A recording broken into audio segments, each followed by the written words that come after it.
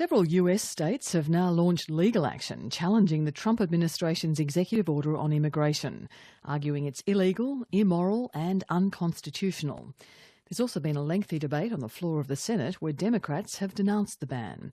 But protests appear to be falling on deaf ears, with indications the executive order could be strengthened rather than watered down, as Anne Barker reports.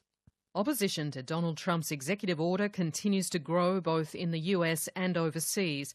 But so too, it seems, does the scope of the ban itself. The new Homeland Secretary, John Kelly, has revealed some countries named in the executive order might stay on the list well beyond the 90-day limit. I'd be less than honest if I told you that some of those countries that are currently on the list may not be taken off the list anytime soon. They're countries that are in various states of collapse, as an example. But ultimately, we'd like to see all those countries taken off the list. And the Homeland Secretary said more countries could be added to the list if it's found they too warrant more secure vetting. Over the next 30 days, we will analyze and assess the strengths and the weaknesses of our current immigration system, which is the most generous in the world.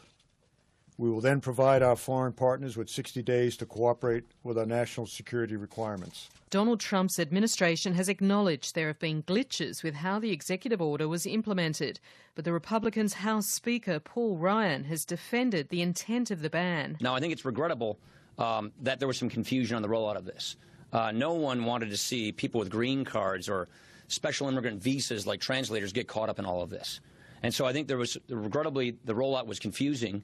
But on a go-forward basis, I'm confident that Secretary Kelly is going to make sure that this is done correctly, that they get a good review, and that we are going to make sure that we get this program up and running with the kind of vetting standards that we all want to see. Anger at the ban led to a chaotic debate on the floor of the Senate that lasted late into the night, with Democratic senators, including Elizabeth Warren and Cory Booker, voicing their objections. The ban that imposes religious tests and keeps refugees and immigrants from entering our country is illegal.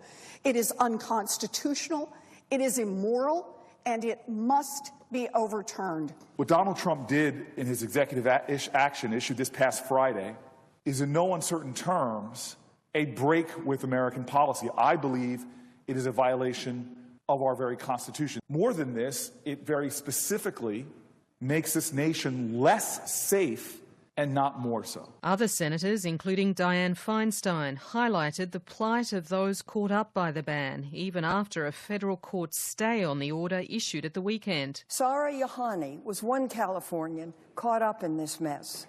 She's an Iranian national studying at the California Institute for Human Science in San Diego under a valid student visa and being detained at LAX for 23 hours.